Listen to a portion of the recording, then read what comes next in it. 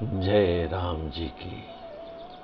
श्री वाल्मीकि रामायण सुंदरकांड 45वां सर्ग। राक्षसों के राजा रावण की आज्ञा पाकर मंत्री के 7 बेटे, जो अग्नि के समान तेजस्वी थे, उस राजमहल से बाहर निकले। उनके साथ बहुत बड़ी सेना थी। वे अत्यंत बलवान, धनुर्धर, अस्त्र वेत्ताओं में श्रेष्ठ तथा परस्पर होड़ लगाकर शत्रु पर विजय पाने की इच्छा रखने वाले थे। उनके घोड़े जुते हुए विशाल रथ सोने की जाली से ढके हुए थे। उन पर ध्वजा पताकाएं फहरा रही थीं और उनके पहियों के चलने से मेघों की गंभीर गर्जना के समान ध्वनि होती थी।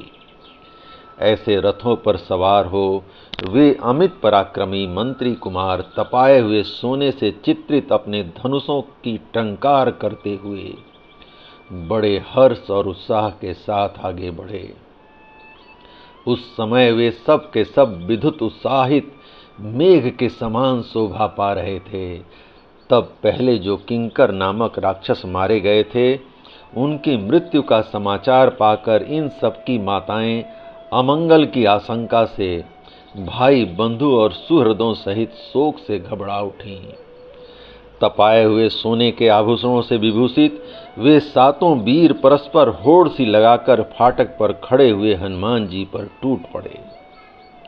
जय राम जी की। जैसे वर्षा काल में मेघ वर्षा करते हुए विचरते हैं, उसी प्रकार वे राक्षस रूपी बादल बाणों की वर्षा करते हुए वहां विचरण करने लगे।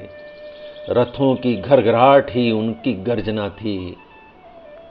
तदंतर राक्षसों द्वारा की गई उस बाण वर्षा से हनुमान जी उसी तरह आच्छादित हो गए, जैसे कोई गिरिराज जल की वर्षा से ढक गया हो।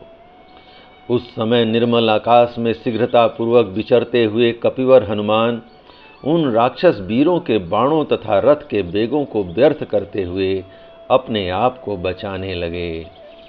जैसे व्योम मंडल में शक्तिशाली वायुदेव इंद्रधनुष युक्त मेघों के साथ क्रीड़ा करते हैं, उसी प्रकार वीर पवन कुमार उन धनुर्धर वीरों के साथ खेल सा करते हुए आकाश में अद्भुत शोभा पा रहे थे।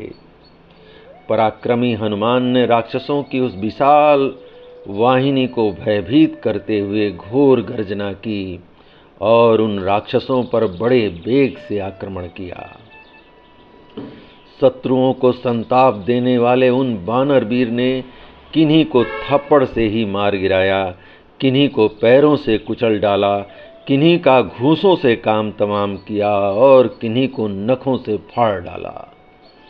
कुछ लोगों को छाती से दबाकर उनका कचूमर निकाल दिया और किन्हीं किन्हीं को तो दोनों जांघों से दबोचकर मसल डाला।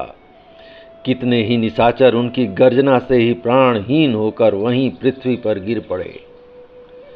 इस प्रकार जब मंत्री के सारे पुत्र मारे जाकर धराशायी हो गए, तब उनकी बची खुची सारी सेना भयभीत होकर 10 दिशाओं में भाग गई। उस समय हाथी वेदना के मारे बुरी तरह से चिघाड़ रहे थे। घोड़े धरती पर मरे पड़े थे तथा जिनके बैठक ध्वज और छत्र आदि खंडित हो गए थे, ऐसे टूटे हुए रथों से समूची रणभूमि पट गई थी। मार्ग में खून की नदियां बहती दिखाई दीं तथा लंकापुरी राक्षसों के विविध शब्दों के कारण मानो उस समय विकृत स्वर से चित्कार कर रही थी। प्रचंड पराक्रमी और महाबली वानरवीर हनुमान जी उन बढ़े चढ़े राक्षसों को मौत के घाट उतारकर दूसरे राक्षसों के साथ युद्ध करने की इच्छा से फिर उसी फाटक पर जा पहुँचे। जय राम जी की। इस प्रकार श्री वाल्मीकि निर्मित आर्ष रामायण आदि काव्य के सुंदरकांड का 45वां सर्ग प्रभु श्री राम की कृपा से पूर्ण हुआ। जय राम जी की।